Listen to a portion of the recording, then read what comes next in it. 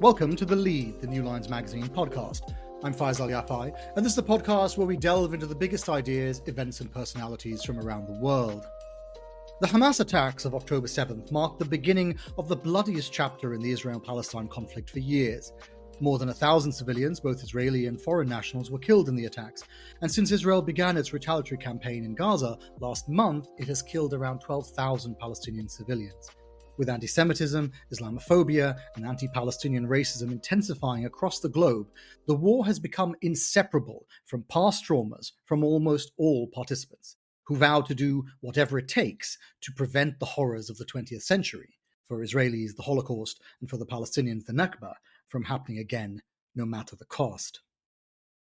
I'm joined today by Arwa Damon, a former senior international correspondent for CNN and the founder and president of Inara, a non-profit which provides medical support for children affected by conflict.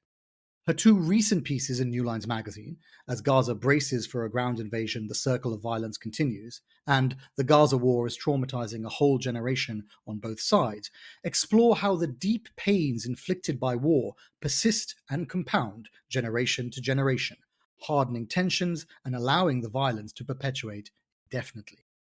The trauma of this, like the traumas of the past, she writes, I fear will also end up embedded in the DNA of generations to come. Arwa, welcome to the podcast. Thank you for having me.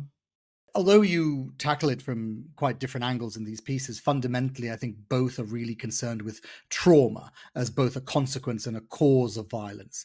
Why do you think it's so important to talk about that right now? Because in the 20 years of my covering war, from the human perspective, from the on the ground experience of it, from the way that it just so deeply, to a certain degree, irreversibly alters a person's life and the way that they think, to covering it from the political perspective and embedding with the military, I really came to this, realization and understanding that at the core of almost every single decision that is made, whether it's by an individual or by a government or by a soldier, is emotion. Human emotion drives every single thing that we do. And I have seen over the course of 20 years doing this. But even before that, I grew up very cross cultural. My mother's Syrian, my father's American. I bounced around as a child between Morocco and Turkey. I had a very different growing up learning experience in doing that. And I think because of that, I also developed to a certain degree an ability and a thirst and curiosity to listen to others. And it's in listening to others' stories that you also realize, again, how deeply emotion drives where they are at any given point in time in their life. And to negate emotional history when looking back at how we arrive at certain events in our human collective history, it's a huge disservice because it just means that we never fully grasp or understand what it is that is bringing us to all of these horribly violent intersections. And in losing that understanding, we basically forfeit the ability to be able to ever change anything. I mean, you talk about this, the importance of understanding emotional history in one of the essays. You say, I quote, I believe that part of understanding the why in which we find ourselves at a certain juncture does not just include the decisions and events that propel us there, but also the emotions that drove those decisions and events. Tell me more about that. When you're looking at what is going on in Gaza right now, how do you think emotions lead us to where we are today? On a very sort of basic fundamental level, if we just look at the initial emotions that rose to the surface, October 7th, Hamas launches a horrific, despicable attack across the border, murdering, butchering. The initial emotion to that is obviously, understandably, shock, horror. And then the secondary emotion, especially for those who were directly impacted, or for those who know someone who is impacted, is bloodthirst revenge. And then we see that coming to play with the immediate decision by the Israeli government Their first decision was not to start a bombing campaign. The very first decision was to shut Gaza off, its 2.3 million citizens off from food, fuel, water, medicine, humanitarian assistance, electricity. That was a very gut driven, anger driven reaction. Mm. And then on the flip side of it, you have the horror of the butchery that we're seeing on the ground in Gaza, with bombs pounding civilian areas into the dust, with very little, if any, regard for the lives that are lost in every single strike that takes place. And that also is understandably leading to this visceral reaction of, how could this be happening? Doesn't anybody care? And no matter how you look at it, specifically to the case of Israel and Palestine, and Israel and Gaza right now, Yeah. emotions that are being generated, they're so primal. Mm. Yeah. But you can see the reason why those emotions would come to the surface. When the attacks are so horrific and so vivid, you can imagine that even the politicians have to kind of respond to that wave of emotion. Well, everyone needs to respond to the wave of emotion, because every single person witnessing all of this is having an emotional reaction. We are inherently emotional creatures. But how do those emotions then impact the decision-making process? And whether that's the decision-making process from, let's call them your average person who's scrolling through their Instagram feed Yeah. and spitting vitriol towards one side or the other, or it's the emotional response and the journalist themselves that needs to a certain degree rein it in and try to think rationally about what is happening to a certain degree, which is an extraordinarily difficult thing to do, to the politicians, to the military commanders who are trying to figure out how to respond to all of this. And it is fully understandable. And there's also this conflation, though, where when we are in a position where we're trying to explain things, there's this belief out there that somehow explaining and understanding means justifying, Right. which Yeah. is also a huge disservice. Yeah. And I do believe that we need to take some key moments into consideration. The Holocaust, and even as I say the Holocaust, my hair stands on end, was is one of the most horrific things that humans have done to each other. And so that trauma has been passed down through generations among the Jewish community. And for them, October 7th is not just an isolated horrific incident, because it comes after generations of trauma being passed down from grandparents to parents to children. For the Palestinians, 1948, the Nakba, the sheer madness of being driven from your home, hundreds of thousands told that they can never come back, living as forever refugees within their own country or in neighboring countries, now all of a sudden being bombed to pieces and told that they need to leave home again.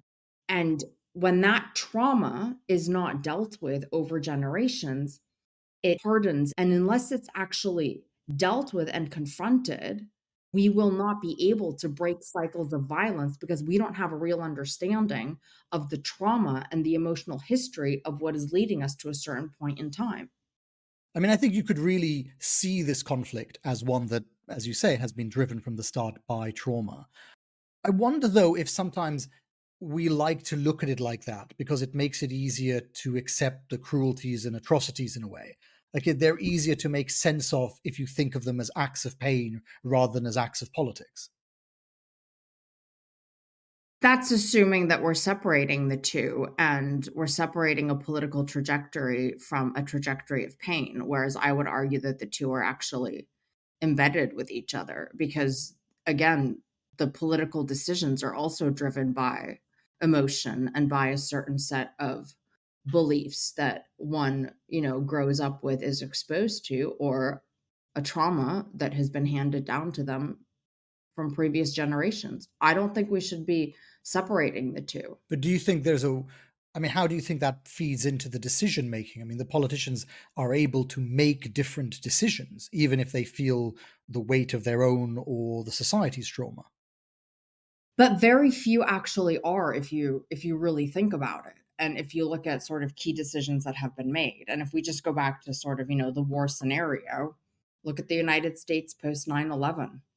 The decision to go barreling into Afghanistan and then barreling into Iraq was one that was pretty much made on pure revenge. Mm, That was very emotionally driven. If we look at the way that the Western media reacted post 9/11, it was very much a campaign of dehumanizing, Afghans and then Iraqis and then Arabs and then all Muslims that was driven by fear. Fear, again, an emotion, is one of the biggest drivers that allows the military machine and the politicians that are behind a military machine to justify what it is that their military machine is doing. mm, No government, no army can convince people en masse that what it is doing is justified unless it has somehow succeeded in dehumanizing the other. And the best way to dehumanize the other is to create fear of the other and then convince the population that you're trying to bring on board that they should fear the other and that the other is also less than, that they are somehow humans on this planet that do not love, live, feel, or hurt like you. mm. I want to ask one more thing about the politics of trauma, because in a way, you say this in your piece, that we also need to understand how those emotions have been historically manipulated, twisted, and how from the start the failings of the key power brokers have led to where we are today. And I thought that was a very insightful point, because it made me think about, there's a perverse incentive structure that actually creates incentives for leaders in conflicts like this to continue to create pain, because if pain is your route to political power, then you actively benefit by cultivating more pain. Exactly. And I mean, this is how we see societies divided. Mm, It's pain and fear. I mean, look again, if we look at, say, for example, Iraq or Syria, but let's just focus on Iraq, where, we saw this crazy butchering that was happening between its Sunni and Shia population. And when you would go into these neighborhoods, that were traditionally mixed, when you would talk to Iraqis, they were completely baffled by this. Like they couldn't understand how neighbors turned on each other or family members were even slaughtering each other. I mean, mm, how does a person's brain break like that, that their moral compass is completely tossed out and they forget that this person is, their neighbor and their relative and not necessarily something to be feared. And we see so many examples of how fear and pain are constantly manipulated over and over again. And another point to make in all of this also is that fear, it also conditions us to a certain degree to be incapable of properly listening to another person if what they're saying even remotely makes us uncomfortable and forces us to challenge our beliefs, because our brain is conditioned to protect us from discomfort and to protect us from all of these elements that are out there. And so you see these barriers that are coming up. You see people growing even more polarized because they don't want to have a conversation that's potentially going to make them uncomfortable and challenge their beliefs, or at the very least, prevent them from being open to another person's perspective or another person's narrative. mm. The last question before we leave this particular part of the conversation, but do you think that there is a way, maybe not now, but in the future, that if some of what you have talked about, the understanding of trauma, is better understood by people in positions of power, that I mean, other conflicts, but let's talk about this particular one, that the Israeli Palestinian conflict could come to different conclusions, that politicians could make different decisions? The experts would say that yes, absolutely, but it would require a level of emotional maturity that, quite frankly, I mean, doesn't really exist right now. And I think that's the saddest part of it. Mm. Let's talk a bit about the current Gaza war. I mean, you've reported on the conflict there for years. Having seen so many years and rounds of this violence, I guess it must make it even more painful to watch now, because of the the intensity of the loss and the suffering inside of Gaza. I get the impression from your piece that you think that this current war is different, that the trauma of it for both sides is so much more intense that it might change the way the societies react. This is different. I mean, this is like nothing I've ever seen in 20 years of covering war. Hmm. I've never seen this level of, and in saying that, I'm not negating what Hamas did, but I've never seen this level of relentless, intense, systematic bombardment of a civilian population. I've never seen a situation where a democratically elected nation state cuts off all humanitarian aid from a civilian population. I've never seen the sort of images that we're seeing coming out of Gaza right now, where the entire world is watching hospitals running out of fuel to be able to run and operate. Not when one party to the conflict is, again, a democratically elected nation state.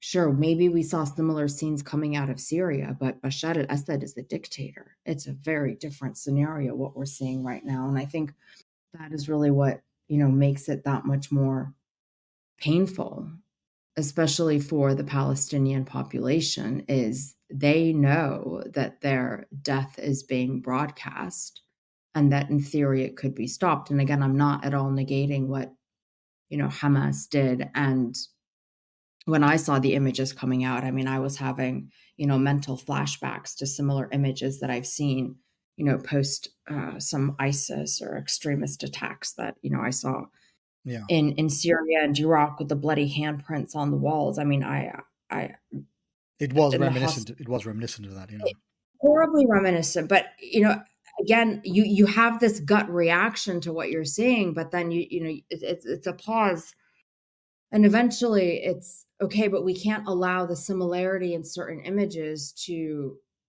allow for statements that are saying, ISIS is Hamas, because when we say ISIS is Hamas or Hamas is ISIS, that is not correct. And the differences need to be understood so that the problem can be properly um, tackled. It's just, yeah, I mean, I'm like a lot of people watching this. I think, whether reporting on it or trying to respond to it in the humanitarian space, where it's stunning and it's terrifying, and it does feel as if we're sitting here watching the train of humanity just go careening off the tracks, tumbling into some dark abyss from which we're not going to be able to come back. some of that emotion, though, wanted to make this point earlier. Actually, is that it has actually uh, provided us with some positive outcomes. I mean, you see the enormous outpouring, the demonstrations of people all across the world. I mean, vast millions of people taking to the streets again and again, week in and week out. That is also motivated by emotion, but in a positive way. Yes, no, it is. And we didn't see that, during any of the previous um, conflicts that erupted, any of the previous bombardments of Gaza. We didn't see this level of support. And I think, part of that is also as divided of an opinion as I do have over social media, but social media is allowing a Western audience to see and feel the Palestinian narrative in ways that are not controlled by the Western media.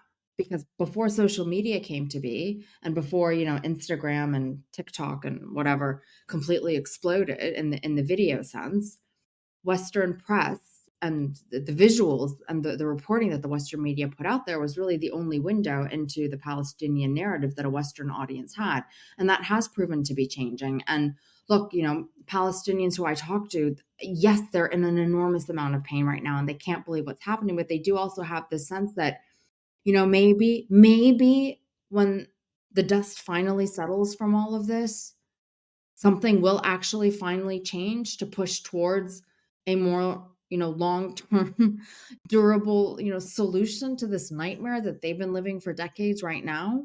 But when I hear that, I just find it so sad and so disappointing that humanity needs to reach a point like this to be able to do the right thing and make the right decisions. I mean, there's something fundamentally wrong with it. Yeah, that even the people are saying, well, when these deaths are concluded, when so many people have been killed, then finally the world will understand, which seems extraordinary. I mean, how many deaths does it take before the world needs to It's understand? mad. It's crazy. It's actually it defies any sort of logic.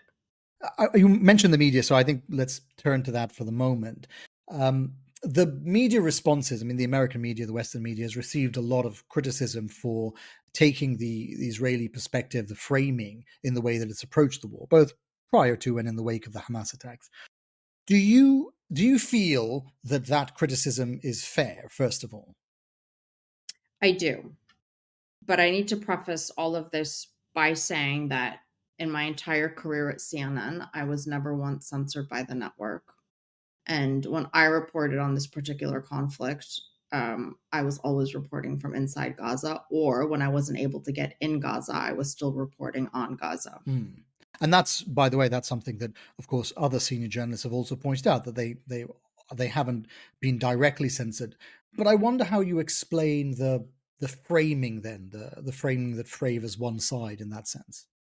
And that's the interesting part of it is you also have to realize that when someone like me is on the ground in a conflict like this, my window is actually, to a certain degree, quite narrow in the sense that I'm living and breathing what's happening in front of me and around me. And then I'm putting my report together. I'm giving the report to the network, and then I'm doing a couple of broadcasts around it. And then I'm going to bed and I'm waking up the next day and I'm doing the same thing. Hmm. So I don't necessarily have sort of the window to sit back and watch, 1 or 2 hours of full coverage.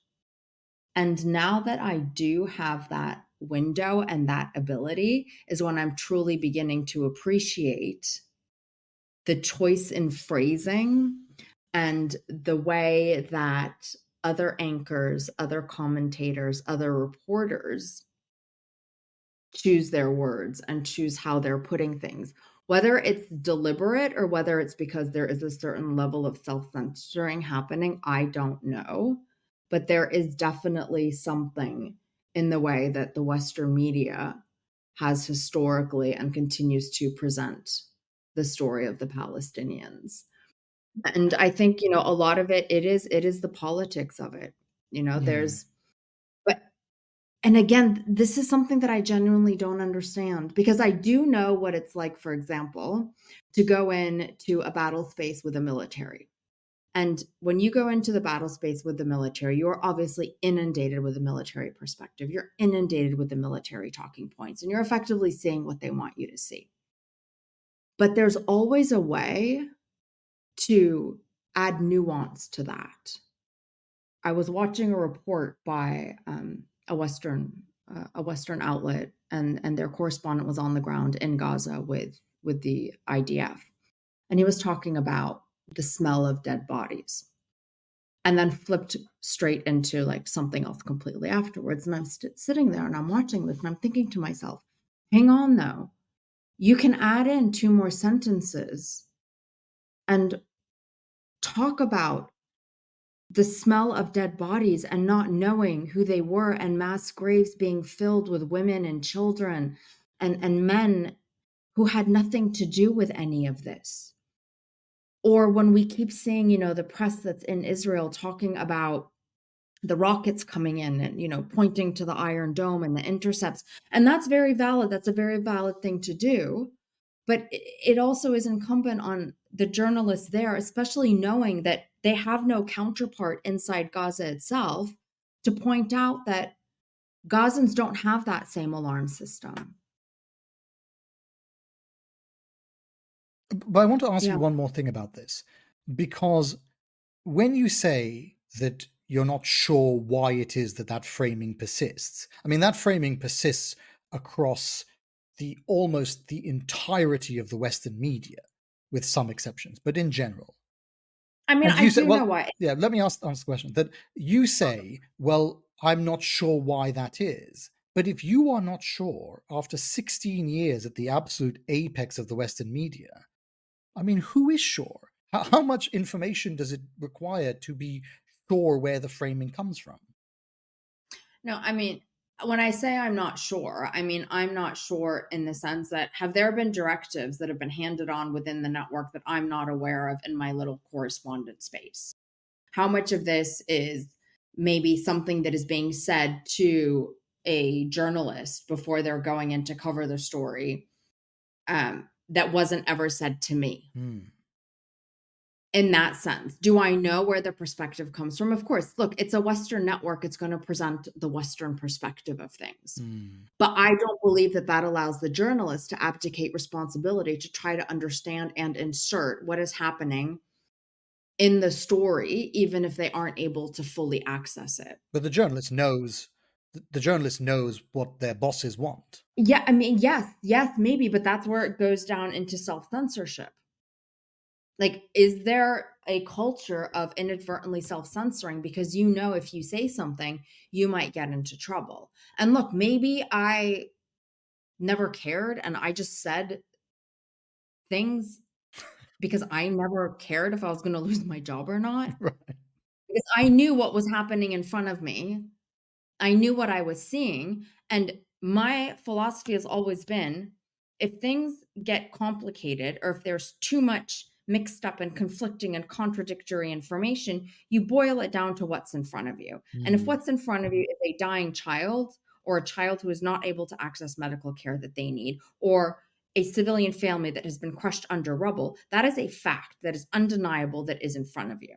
And that is what you then focus the story on. Because we also need to be fully cognizant, and the entire press corps knows this, we are getting played by every single side at all times. Post 9/11 taught us that when everybody lapped up America's call to war, especially the call to war in Iraq. And we have seen multiple examples of that throughout the course of the last 20 years. Governments will either deliberately lie or mislead us or use very clever rhetoric that they repeat over and over and over again until whatever it is that they claim somehow becomes something that is parroted over and over again. And that's not just the West, by the way. Everybody does this. Well, no, I mean, it's definitely not the West, but the West is meant to be held to a higher moral standard than the democracy and the free press.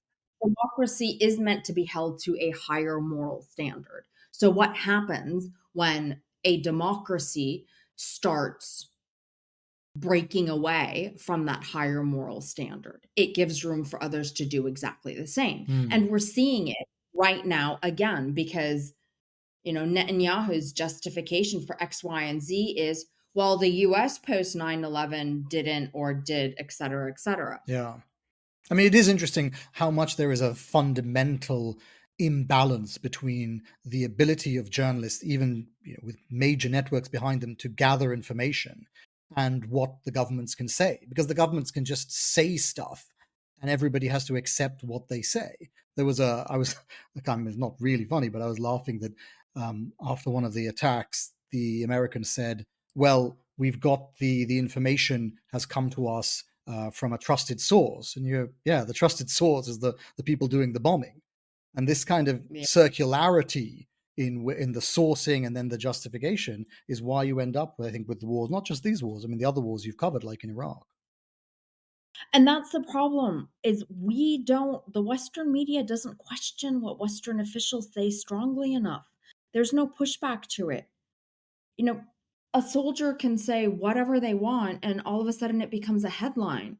Logic says that no, that is not necessarily a reliable source unless they have witnessed what they're claiming themselves.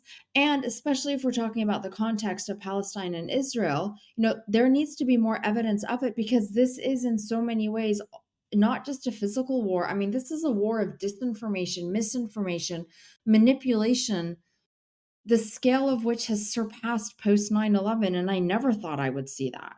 Actually, this is something I wanted to ask you about with the disinformation, because it has been a real flashpoint in the Gaza conflict, even by the standards of the 21st century warfare, and I'm including Syria and Ukraine in that. This one stands out as a conflict where the facts have been so murky and doubt has been so rife, even among experts. And many researchers on this have said that the sheer volume of misinformation, as well as its reach, is unprecedented. So how do you think you report on that when every incident is accompanied by a sustained barrage of disinformation, sometimes official, sometimes on social media, which is meant to twist it in a particular direction? It goes back to what I was saying earlier, where you bring it down to something that is undeniable. It is undeniable, an undeniable truth right now that there are babies who should be in incubators who are not in incubators because the hospital ran out of fuel.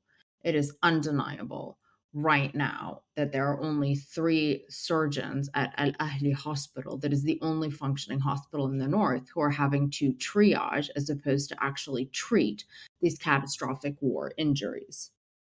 And then it goes into the blame game. Whose fault is it? Well, the Israelis say it's, Hamas, because they're hiding in the civilian population, and Israel is dropping the bombs and trying to justify what it's doing, and Palestinians are blaming Israel for dropping the bombs.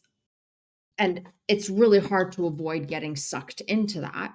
But if we were to, in theory, let's just look at the impact of this on the civilian. And instead of saying, okay, whose fault is it? Let's try to frame our reporting in terms of what do we do to stop it? Because when we, especially in a conflict like this, spin ourselves around trying to assign blame, but also trying to sort of build this argument of, my pain is worse than yours, and therefore it is okay for me to do X, Y, or Z to you, or my fear is greater than yours, and therefore what I am doing is justified. We're just drowning in this vitriol and putrid space. Do you feel, after so many years reporting, that sometimes the politics takes precedence, even in terms of the framing, over, just the human emotion of people being killed and kidnapped and so on? I mean, that's sort of, been my crusade since I started being a reporter, Hmm. is to try to move it away from the politics and the political rhetoric and the military rhetoric, because the rhetoric that we use around war is extraordinarily dehumanizing. And that is also a way that politicians and governments and militaries try to manipulate, an audience's psyche, Yes. collateral damage, or, pinpoint strikes, or even a word like the displaced. Yeah, the They don't, displays. Exactly. it's Yeah, it's an like, act it's of when you God. They just happen to be on the move. Yeah. yeah, I mean, so it's just, 1.6 million Gazans displaced. It makes it sound as if they just, lost their way. And that word in and of itself doesn't encapsulate. I mean, you left home, you left everything to be familiar, to go somewhere else where you're still not able to get that ball of fear that is in your very essence out, and not knowing what it means to be able to go back home, or having that taken away from you, and having everything that you knew to be real and normal and taken for granted. It's gone. Hmm. I do And so, think yeah, I mean, one of the things that I've enjoyed watching your interviews and your writing over this particular period, I think, is that you do write and speak very movingly about what the reality is like, and I think people can take it much more seriously because they know how much time you spent on the ground in some of these places. I actually want to go back briefly to some of your own experiences, because you've just stepped back from this extraordinary period of your life, 16 years, I think, covering wars and ISIS and the siege of Mosul and these sorts of things. 20 years actually. 20 It was years. 16 at CNN, but yes, I started in 2003 in Iraq.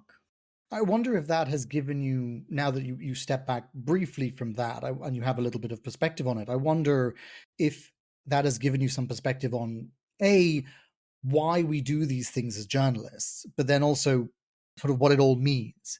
So start with why we do these things. Do you have a sense of what drove you through those 16 to 20 years?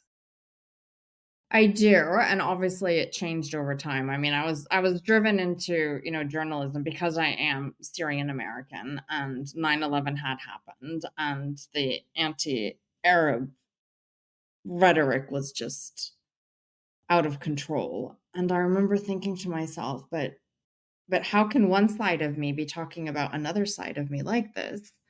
Mm. I need to go and become a journalist and try to explain, people to each other. And at that point, it was this very clear division between, Americans and Arabs, West versus East kind of thing. Yeah. And that was certainly what drove me into it, and this sort of naive idealism of thinking that, well, maybe I can help people understand each other. That didn't quite work out. But then I was probably in 2020, and I don't remember. I was going back into Idlib province again in Syria, and I had been there multiple times. And it was always a variation of the story of, Assad's forces and the Russians were just bombing Idlib to bits, and hospitals were getting attacked, and people were on the move again. And that beautiful word, the displaced, the number of internally displaced was just growing, and tent cities were becoming, hardened, firmer structures. They were getting a greater air of permanence around them. And I was asking myself, I was like, why do I keep going back? Because none of the reporting made a difference in Syria, actually. All those lives that were lost, all the activists that were killed trying to get the images out, the Mm. Western journalists who were killed, the local journalists who were killed, the people who were killed. I mean, all the reporting on Syria did not really stop it from, veering off this path of worst case scenario that we could all actually see. And then I realized that I wasn't doing journalism anymore because I fundamentally thought that it would make a difference, although I still believe that on some stories it can. But it was more because that history still needed to get written and recorded, and those stories still needed to be told. And how much do you think your own background contributed to that? Because I was very interested when you said, these two sides of your own background were kind of at odds with each other. And that was something that our own colleague, Mesa Mustafa, who's Palestinian American, wrote about very recently for us, where she talks about being her own, this wonderful phrase, being her own occupier, which is a very, I know, it's a very interesting way of phrasing it. And I wonder how you felt covering a lot of what were America's wars. I mean, I think for her, this experience must be so much more intense than mine was. But so my dad's American, my mom's Syrian. I was born in the States, but then I left America when I was 6, and we grew up in Morocco and Turkey. So I was very much what they call a third country kid, Hmm. sort of this person who I never belonged anywhere. I was always the foreigner. I always existed on the fringes. And then eventually, as I kind of matured a little bit, came to realize that, I am most comfortable actually in that space where you don't fully belong. And when America went to war, especially the war in Iraq, because at that point, and I think in the psyche of so many, it shifted from being a war on terrorism to, oh, America's actually waging war on Muslims and Arabs. And I had a lot of conversations with my American friends, and they had their, very narrow perspective. But when they would talk to me, and maybe it is because, I look like, the blonde, green-eyed American girl next door, and I obviously have an American accent. Hmm. When I spoke to them about, the other, this big, scary other that was out there, it didn't seem so scary anymore because it was me who was talking to them. Yeah. And yeah, and that just kept repeating itself, over and over and over again. And it to a certain degree, it's still what I do, because it goes both ways. Arabs ask me about Americans and why Americans think and act a certain way, and Westerners ask me about the other side of it. And yeah, I mean, I think my upbringing just really gave me this curiosity, but also this ability to listen and appreciate how different and intricate, all of our stories are, and how nothing is monochrome. We have this tendency to want things to be very black and white. We want our heroes and we want our villains, and we want things in 15-second clips. And that's just not us. That's just not the experience of being human. I was talking to the journalist Tara Kangarlu, and she reminded me of a line that the long-term foreign correspondent Fergal Keane wrote, which I want to read. He wrote, "Like many foreign correspondents I know, I have lived a life that on occasion has veered close to the edge. War zones, natural disasters, darkness in all its shapes and forms. In a world of insecurity and ambition and ego, it's easy to be drawn in, to take chances with our lives, to believe that what we do and what people say about us is reason enough to gamble with death. Do you that was written in the late 1990s, before the rise of social media? It must be much more the case now.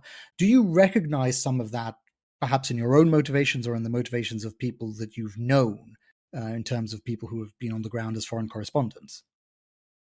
I mean, for some, yes. You'll hear some correspondents, talk about the adrenaline rush and, this and that. And yeah, of course, you're brushing with death on so many occasions. I mean, my poor mother, it's just, I mean, all of our mothers have just had, our parents have had one hell of a time.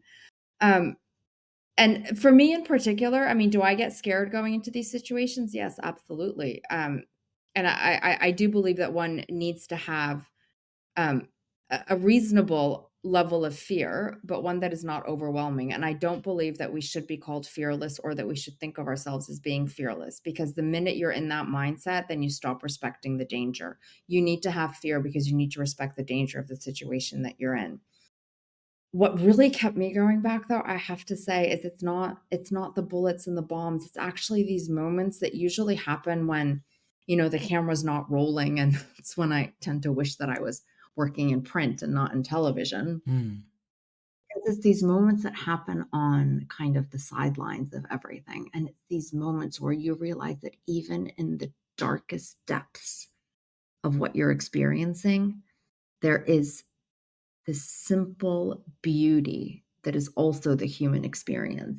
And it's in the family that is, in Aleppo and has been living underground for 6 months because they're too afraid of the bombs to go above ground, and they have nothing left to eat or drink. And they've made you their last batch of tea because ultimately you're their guest and their dignity is all that they have left. And they want you to know that you're their guest and that you're still welcome in that space. Or it's in the matriarch of a family who, when we were under siege by ISIS in Mosul, treated me like her daughter, and cared for me during all of that, and laughed with me about why I wasn't married. Or, the families who I saw once I left a war zone or got out of a firefight, and I would go back to see them, and they would talk about how worried they were about me, and all I'm thinking in my head is, "Are you crazy? Because I left and I went back to my really comfortable life, and you're here and you were left behind, and how kind are you? How Yeah. good of a person are you to think and act like this?" And that's really it. I mean, I've made so many deep, intense emotional connections that when I really cycle back on all of my sort of freeze frame moments and memories, there's not a bullet or a bomb in them. There's always someone's face or someone's emotion. This takes me back to the question that I wanted to ask, the second part of it, which is, you've sacrificed so much of your time, your energy, your mental health. I think luckily you haven't been physically harmed, but you've given up a lot to tell these stories. And as we see now, just in Gaza, we see people are giving up their lives to tell the story from there. Is it Mm. your feeling that these stories do add up to something different, to some change? I guess I'm really asking, what is the benefit of bearing witness? It's hugely beneficial. I mean, for example, talking about what's happening right now, I mean, if the Western media or if non-Gaza based media was able to actually get into Gaza and feel the Palestinian experience in Gaza right now, I think an entirely different reality would emerge. It is very important for us to be able to, go in there and really feel the pain and the sorrow and the anguish and these little human moments that I'm talking about, to be able to properly report a story. Because ultimately, what are we doing as journalists? We are taking, in most cases, another human being's most intense, horrific experience, them trusting us with that story, and we're trying to condense it in TV, for example, into a 2.5 or 3 minute report. And that's very hard to do when you're not physically there yourself. As for what keeps a person doing it, So I think there's a strange breed of people out there, and that includes, us in the media, doctors, for example, who volunteer and go into war zones. I mean, anyone who voluntarily puts their life in danger. And I think most of the world probably thinks that we're completely and totally insane and probably wonders why we don't leave, never mind why we put ourselves in that situation in the first place. And for me, and I think for a lot of people who I know, and Dr. Hassan Abu Sitta right now, he's one of my charity's founding board members, and he's been in Gaza since day 2. And he's not leaving. And I get it because his thinking is the same as mine. He wouldn't be able to live with himself if he did. Arwa Damon, thank you very much. You're welcome. This has been The Lead from New Lines Magazine. You can find Arwa Damon on Twitter at @IamArwaDamon. This week's episode was produced by Joshua Martin and hosted by me, Faisal Al Yafai. For more like this, subscribe to The Lead on your favourite podcast app or visit our website, newlinesmag.com.